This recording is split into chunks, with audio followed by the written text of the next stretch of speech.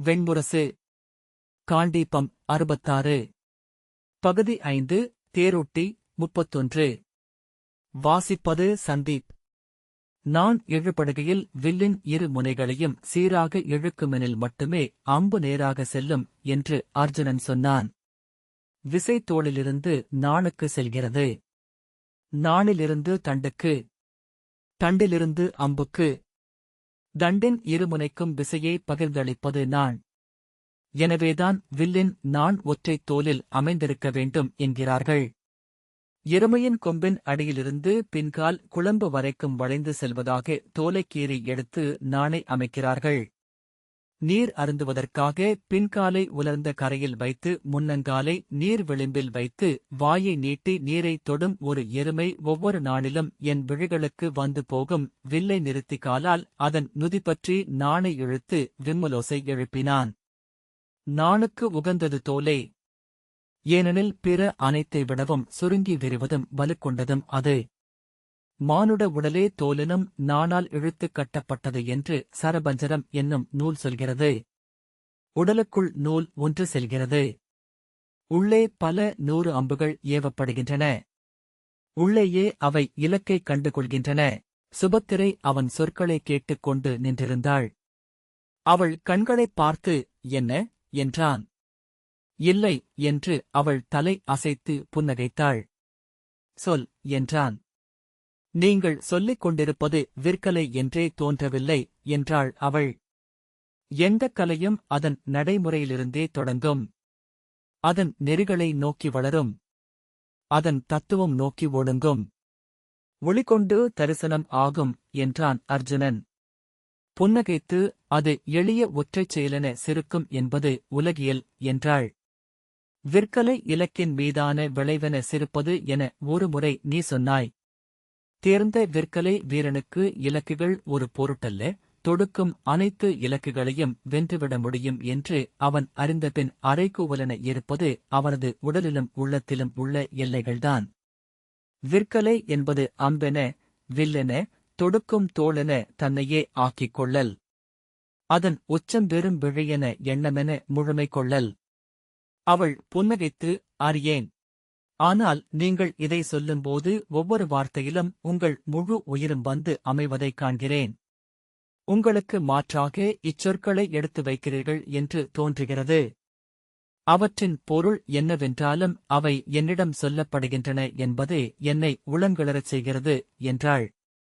அவள் தோளைத் தொட்டு புன்னகையுடன், சரி, இந்த நாணைத் தொட்டு இழு என்றான் அர்ஜுனன். அவள் அவனருகே வந்து தோள் தொட்டு நின்றாள். வில் முனையே அவள் பற்றியதும் வில் மையத்தை விழிகளால் கணக்கிடாதே. விரல்கள் அறியட்டும் என்றான். நாணை அதன் இழுவிசையால் கணக்கிடுவது தொடக்கம். இழுத்து ஒரு முறை விட்டதும் ஒலியிலேயே வில்லை அறிந்து கொள்வான் வில்லவன்.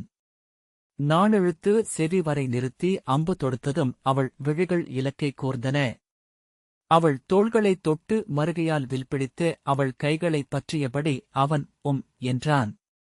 அவன் மூச்சு அவள் கழுத்தின் குறுமயிர்களை அசைய வைத்தது. என்று அவன் மீண்டும் சொன்னான்.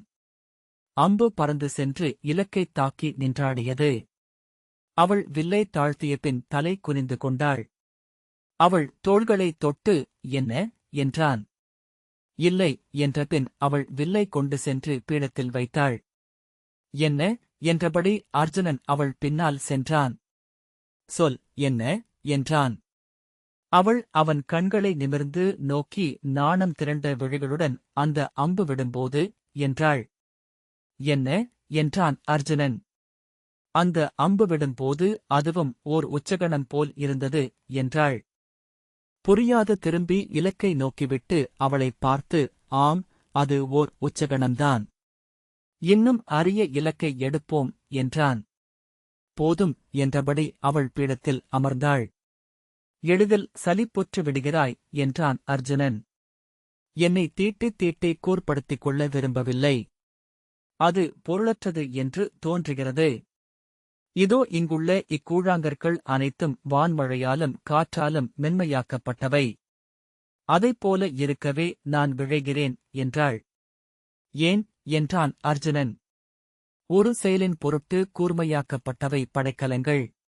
இக்கூழாங்கற்கள் அப்படி ஓர் இலக்குக்கென அமைந்தவை அல்ல, அவற்றில் ஒன்றை தூக்கி சிறு பீடம் மீது அமர்த்தி, ஆனால் இறை என அமர்த்தப்பட்டால் பின் கல்லென எவரும் கடந்து செல்ல மாட்டார்கள் என்றாள். அர்ஜுனன் தன் கையிலிருந்த அம்பை இலக்கு நோக்கி எறிந்துவிட்டு, பேசக் கற்றிருக்கிறாய் என்றான். நூற்கல்வியின் பயனே அதுதானே என்றாள் சுபத்திரை. படைக்கலச் சாலைக்குள் வந்து தலைவணங்கிய ஏவலனை நோக்கி திரும்பி அர்ஜுனன் விழிகளால் என்ன என்றான். செய்தி என்றான் அவன். இருவருக்குமா என்றான் அர்ஜுனன். அவன் ஆம் என்று சொல்லும்படி கையசைத்தான். மூத்த யாதவரின் படைகள் துவாரகையை நெருங்கிக் கொண்டிருக்கின்றன என்றான் ஏவலன். படைகளா என்றான் அர்ஜுனன். ஆம், எத்தனை நாட்களுக்கு முன் அவர் மதுராவிலிருந்து கிளம்பினாரென்று தெரியவில்லை. ஆனால் பாலையை 2 நாட்களில் கடந்துவிட்டார் என்றான். அர்ஜுனன் படைகள் என்றான். மதுராவிலிருந்து அவருடன் விருஷ்ணி குலத்து வீரர்களும் அந்தக குலத்து வீரர்களும் வந்தனர். வரும் வழியிலேயே குங்குரர்களும் போசர்களும் அவருடன் இணைந்து கொண்டிருக்கலாம். அவர்கள் முன்னரே மதுராவை நோக்கி கிளம்பி வரும் வழியில் மூத்த யாதவரை சந்தித்தனர் என்று தோன்றுகிறது. அர்ஜுனன் தாடியை நீவியபடி சற்றே விழி சரித்து எண்ணம் கூர்ந்துவிட்டு திரும்பி, சினந்து வருகிறார்களா என்றான். ஆம் என்றான் ஏவலன். வஞ்சினம் உரைத்து வருவதாக சொன்னார்கள். என்னிடம் செய்தி சொல்ல உம்மை அனுப்பியது யார் என்று அர்ஜுனன் கேட்டான். அக்ரூரர். அவர் சொன்ன வார்த்தைகளையே திருப்பி சொன்னேன் என்றான் ஏவலன். அவனை செல்லும்படி கை காட்டிவிட்டு திரும்பி சுபத்திரையை பார்த்தான். சுபத்திரை, நான் இதை எதிர்பார்த்தேன். இன்னும் 10 நாட்கள்தான் மணத்தன்னேற்புக்கு உள்ளன. நான் இங்கிருந்து கிளம்பியாயிற்றா என்று கேட்டு 8 ஓலைகள் வந்தன. எவற்றுக்கும் இங்கிருந்து முறையான மறுமொழி செல்லவில்லை. இங்கு தங்களுடன் நான் படைக்கலப் பயிற்சி கொள்வது அரண்மனையில் அனைவரும் அறிந்ததே. மூத்த தமையனாருக்கும் இங்கு அரண்மனை முழுக்க அணுக்கர்கள் உண்டு என்றாள். பெரும் சினத்துடன் வருகிறார். கட்டற்று சினம் கொள்பவர் என்பது அனைவரும் அறிந்ததே என்றான் அர்ஜுனன். ஆம், அது இயல்பே என்றாள். அர்ஜுனன் அவளை நோக்கி, என்ன செய்யவிருக்கிறாய் என்றான். நான் ஏதும் செய்வதற்கில்லை. மறைத்து எதையும் செய்யும் வழக்கமும் எனக்கில்லை. அவர் வரட்டும். என்னை தன் அவைக்கு அழைத்து கேட்பார். என் உள்ளத்திற்கு உகந்ததை தலை நிமிர்ந்து சொல்வேன் என்றாள். அவர் என்னை என்ன செய்வார் என்றான் அர்ஜுனன். தாங்கள் சிவயோகி அல்ல என்று இப்போதே அறிந்திருப்பார். பார்த்த மறுகணமே யாரென்று தெளிவார். போருக்கழைப்பார். அவருடன் கதை போரிட நீங்கள் சித்தமாக வேண்டியதுதான். அர்ஜுனன் சிரித்து, எனக்கென போரிட என் தமையனைத்தான் இந்திரபிரஸ்தத்திலிருந்து வரவழைக்க வேண்டும் என்றான். விளையாடாதீர்கள். இது அதற்கான நேரமல்ல என்றாள் சுபத்திரை. அர்ஜுனன் மீசையையும் தாடியையும் இடக்கையால் நீவியபடி தலை தாழ்த்தி எண்ணத்தில் ஆழ்ந்தான். இப்போது செய்வதற்கு ஒன்றே உள்ளது. நான் தேர் கூட்டுகிறேன். என்னுடன் கிளம்பு. துவாரகையின் எல்லையை விட்டு இன்றே விலகிச் செல்வோம். அதன் பெயர் பெண்கவர்தல் அல்ல என்று அவள் சொன்னாள். பெண்கவர்ந்து செல்வதற்கும் நெறிகள் உள்ளன. ஆணென தோள் விரித்து எதிர்த்து நின்று அதை ஆற்ற வேண்டும். கறந்து செல்ல நான் ஒன்றும் களவு செய்பவளல்ல என்றபின் உங்களுக்கு உகந்த முடிவை எடுங்கள். நான் அரண்மனைக்கு திரும்புகிறேன் என்றாள். அர்ஜுனன், நானும் அதையே சொல்ல விழைகிறேன். நான் அரண்மனைக்கு திரும்புகிறேன். அவர் வரட்டும். எதிர்கொள்கிறேன் என்றான். இருவரும் ஒருவரை ஒருவர் நோக்கி நின்றபின் ஒரு புன்னகையில் இணைந்து கொண்டனர். சென்று வா.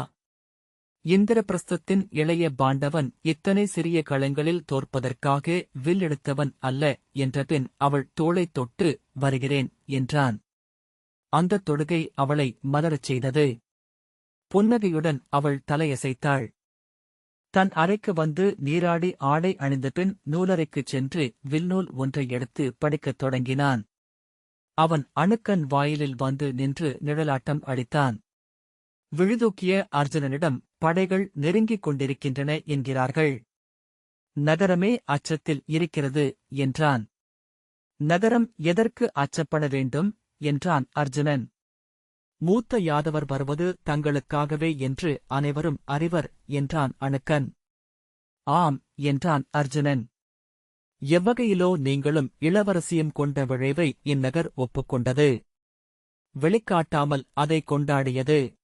எனவே அச்சம் கொள்கிறது என்றான். அர்ஜுனன் அவ்வாறு ஏற்றுக்கொண்டது பிழை என்றால் அதற்குரிய தண்டத்தை அது பெற்றுக்கொள்ளட்டும் என்றான். இல்லை, தாங்கள் என்று அவன் ஏதோ சொல்ல வர அர்ஜுனன், நான் என்ன செய்ய வேண்டுமென்று எண்ணுகிறீர் என்றான். இப்போது மூத்த யாதவரை களம் நின்று எதிர்கொள்ள தங்களால் இயலாது. அவர் பாரதவர்ஷத்தின் நிகரற்ற கதைப்போர் வீரர் அர்ஜுனன். ஆம், அறிவேன். ஆனால் அஞ்சி ஓடும் குலமரபு கொண்டவரல்ல நான் என்றான். நானும் அறிவேன் என்றான் அணுக்கன். அர்ஜுனன் விழிதூக்கி, நான் யார் என்று அறிவீரா என்றான். ஆம், நான் மட்டும் அல்ல, இந்நகரில் அனைவரும் அறிவர் என்றான். அர்ஜுனன் எழுந்து தன் இடையில் கை வைத்து, அக்ரூரருமா என்றான். ஆம், அவருக்கும் முன்னரே தெரியும். நகரில் உள்ளோர்க்கு சற்று ஐயமிருந்தது. தாங்கள் வில் கொண்டு செல்வதைக் கண்ட சூதன் ஒருவன் உறுதிப்படச் சொன்ன பிறகு அவ்வையம் அகன்றது. அல்லது தாங்கள் இளைய பாண்டவராக இருக்க வேண்டுமென்று ஒவ்வொருவரும் விழைந்ததனாலேயே எளிதில் அடையாளம் கண்டு கொண்டனர். அர்ஜுனன், யாதவ இளைஞர்கள் என் மேல் சினம் கொள்ளவில்லையா என்றான். ஆம், சினம் கொண்டிருந்தார்கள். ஆனால் தனியாக நகர் புகுந்து இளவரசியின் உளம் வென்றதனால் மெல்ல அவர்கள் அடங்கினார்கள். ஏனெனில் அதிலொரு புராணக் கதையின் அழகு உள்ளது. அர்ஜுனன் நகைத்து, அவ்வழகை பெருக்குவோம் என்றான். அணுக்கன் கண்களில் மெல்லிய துயர் வந்தது. போரென வந்தால் என்றான். நான் இறப்பதற்கு அஞ்சவில்லை என்றான் அர்ஜுனன். ஆனால் அவ்வண்ணம் நிகழுமென்றால் அது என்றபின் அணுக்கன் மங்கிய புன்னகை செய்து, தெய்வங்கள் பெரும் துயர்களை விரும்புகின்றன என்று சூதர்கள் சொல்வதுண்டு என்றான். மானுடன் அவ்வப்போது தெய்வங்களை சீண்டிப் பார்க்க வேண்டியுள்ளது. பார்ப்போம் என்றான் அர்ஜுனன். நீள்மூச்சுடன் அணுக்கன் தலை வணங்கி வெளியே சென்றான். பகல் முழுக்க அர்ஜுனன் நூலறையில் இருந்தான். மாலையில் உணவுண்டபின் மீண்டும் படைக்கலச் சாலைக்கு சென்று பயிற்சி கொண்டான். இரவு திரும்பி வந்து நீராடிய பின் மஞ்சத்தில் படுத்து அக்கணமே துயின்றான். காலையில் அவன் அறை வாயிலில் நின்ற அணுக்கன், படைகள் தோரண வாயிலில் நின்றால் தெரியும் தொலைவுக்கு வந்துவிட்டன இளைய பாண்டவரே என்றான். அர்ஜுனன் எழுந்து, ஆம், அவர் நகர் நுழையட்டும். நான் சிவாலயங்களில் வழக்கமான பூசனை முடித்து வரும்போது அவர்களின் நகர் நுழைவு நிகழ்வதற்கு சரியாக இருக்கும் என்றான். இன்று தாங்கள் செல்லத்தான் வேண்டுமா என்றான் அணுக்கன். இன்றுதான் செல்ல வேண்டும் என்று சொல்லி புன்னகைத்தான் அர்ஜுனன். நீராடி சிவக்குறி அணிந்து புலித்தோலை சுற்றி வந்தான்.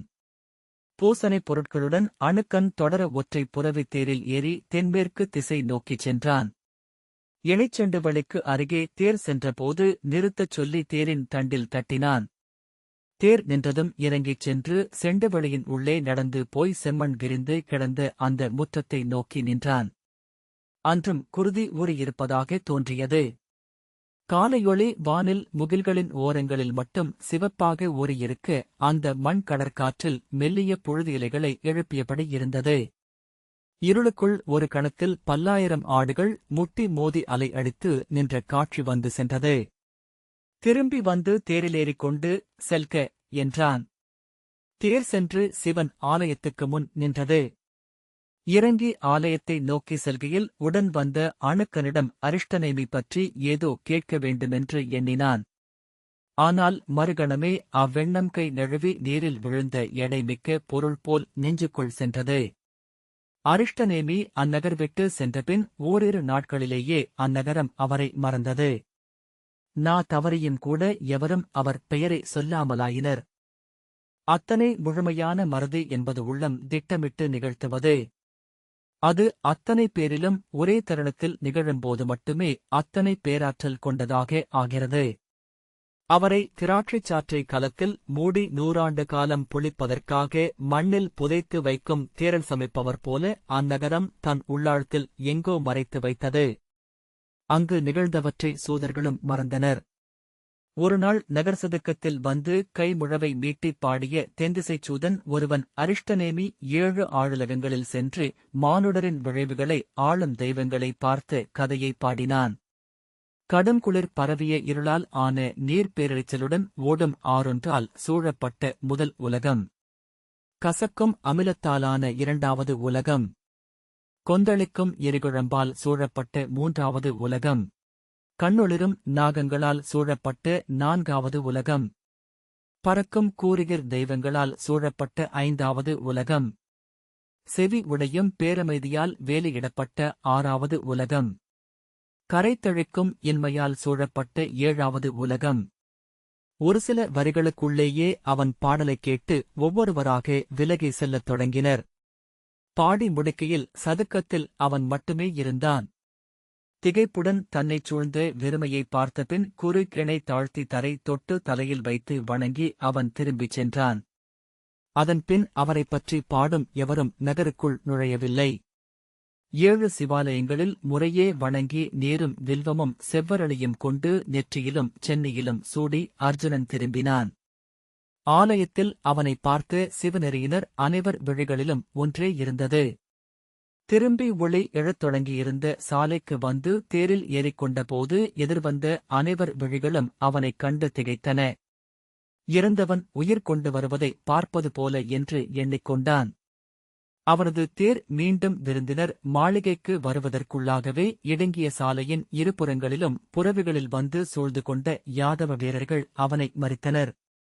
வாளுடன் முதலில் வந்தவன் நான் குங்குரக்குடித் தலைவன் சாம்பன். அவர் எங்களுடைய படைத்தலைவர் உதயன். இளைய பாண்டவரே, தங்களைப் பிடித்து வரும்படி மூத்த யாதவரின் ஆணை. மீறுவீர்கள் என்றால் எங்கள் படைகளுடன் போருக்கழுகிறீர்கள் என்றே பொருள் என்றான். நான் அவரை சந்திக்க சித்தமாக இருக்கிறேன் என்றான் அர்ஜுனன். தேரிலேயே நான் வரலாமென்றால் அவ்வண்ணம் ஆகுக. அல்லது என்னை பிடித்து இழுத்துச் செல்ல வேண்டும் என்று ஆணை என்றால் அது நிகழட்டும் என்றான். தாங்கள் தேரிலேயே வரலாம் என்றான் உதயன். ஏனென்றால் இன்னும் நீங்கள் தண்டிக்கப்படவில்லை. அவன் தேரைச் சூழ்ந்து யாதவரின் புறவிகள் நெருக்கெடுத்தன. அவன் தேரை இழுத்த புறவி தும்பி தலையாட்டியபடி தன் விருப்பின்மையை தெரிவித்தது. துவாரகையின் அரண்மனையின் பெருமுற்றத்தை அடைந்ததும் இறங்குங்கள் இளைய பாண்டவரே என்றான் உதயன். எங்கிருக்கிறார் மூத்த யாதவர் என்றான் அர்ஜுனன். குடிப்பேரவையில் என்று உதயன் சொன்னான். உங்கள் பிழைய சாவல் அங்குதான். பிற வீரர்கள் அவன் விழிகளை நோக்கிக் கொண்டிருந்தனர். அவன் கைகள் இயல்பாக அசைந்த போதும் திடுக்கிட்டு உடல் அதிர்ந்தனர்.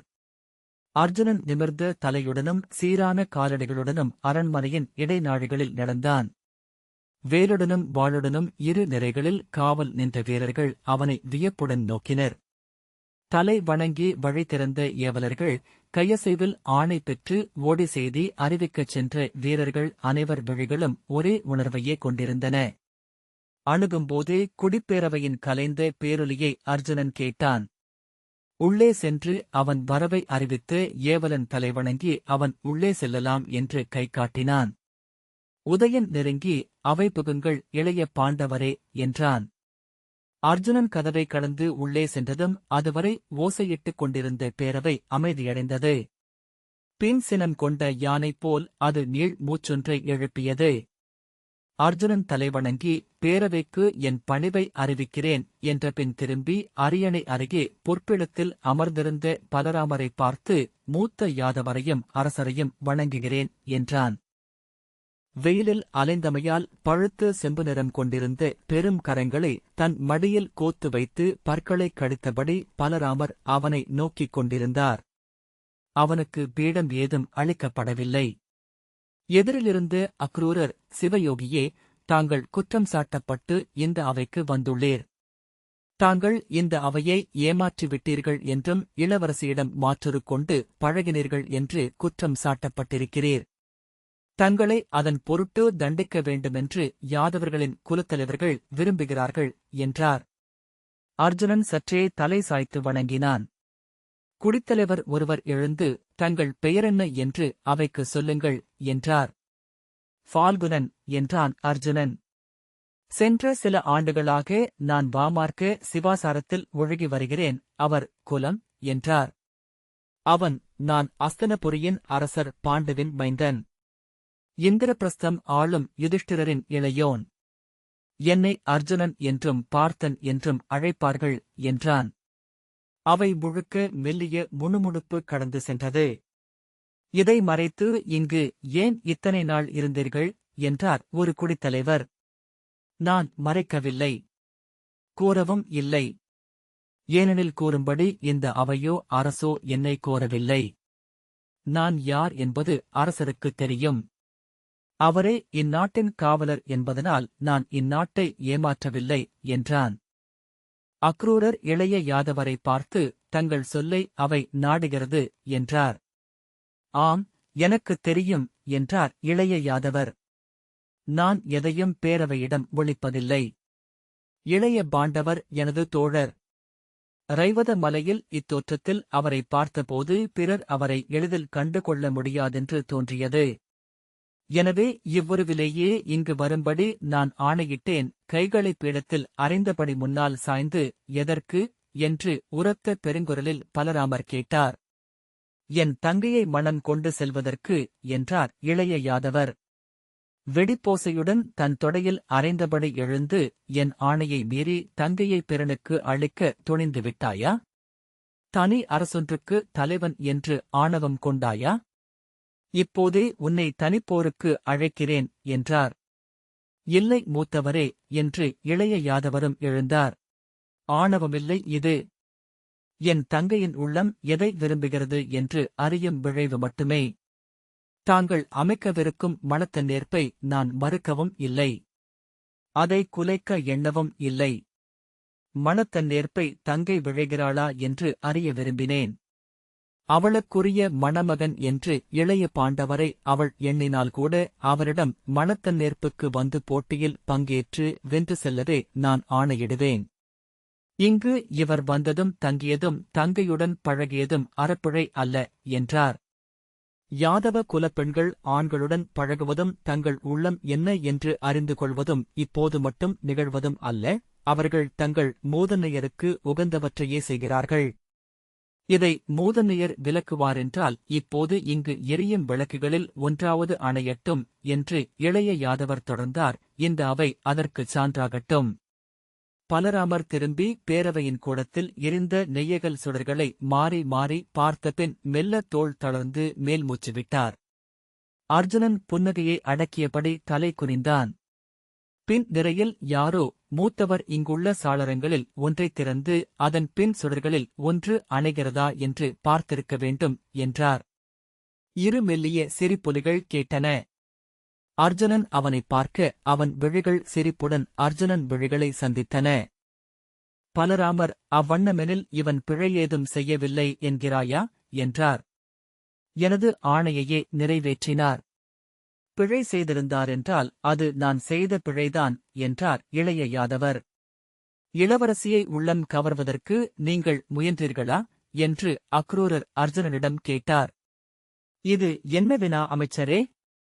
அழகிய இளம்பெண்ணின் உள்ளம் கவர விழையாத ஆண்மகனென்று எவரேனும் இப்புவியில் உண்டா?